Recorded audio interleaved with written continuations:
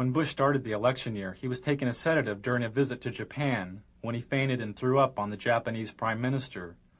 For Bush, the image of the event could have been devastating. News stories of Jimmy Carter's fainting created a symbol of a failed president. It haunted Carter throughout his campaign and helped Ronald Reagan reach the White House. The first minute of Bush's fainting episode and the reaction of the frightened dinner guest was not released by the networks and is not seen here. Only this footage after the initial fainting was made public. Newsweek magazine published a story about the event with photographs from the censored Bush fainting episode, but the photographs obscured the view of the president's face.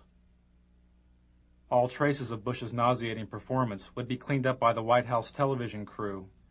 Even this mantle photo of Bush's face next to a white baby's blanket may have looked too much like his face in Barbara's white napkin in Japan.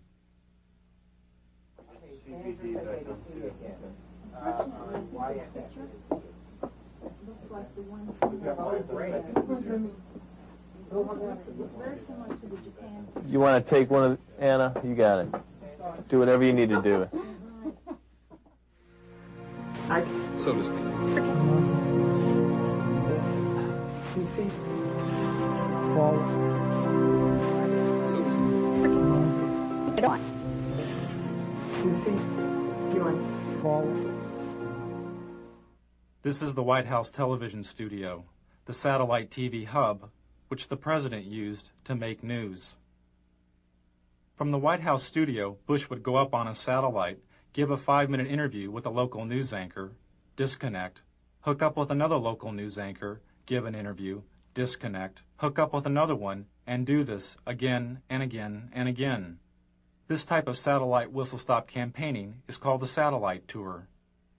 This is a technician at the White House hooking up with TV stations in South Carolina and Florida for a satellite tour by Barbara Bush. Channel 4, do you read us in Washington? WYFF.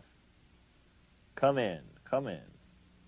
Remember that every single man, woman, and child in the state of South Carolina awakens to a freer, safer world because of George Bush. WIS, do you hear us in Washington?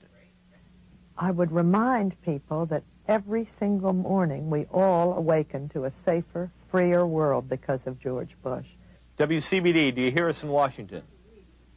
And Nicole, I would remind you and the people of Florence that all of us awaken every single day to a freer, safer world because of George Bush. WCSC, do you read us in Washington? They themselves awaken every single day to a freer, safer world because of George Bush.